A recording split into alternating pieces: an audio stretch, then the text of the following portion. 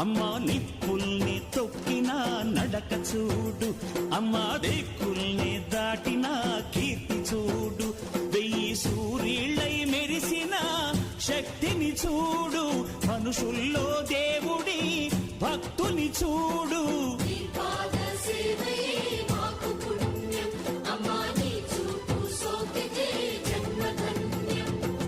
అమ్మా భవాని లోకాల నేలే ఓంకార రూపమమ్మా, తల్లిని మహిమల్ని చూపవమ్మా.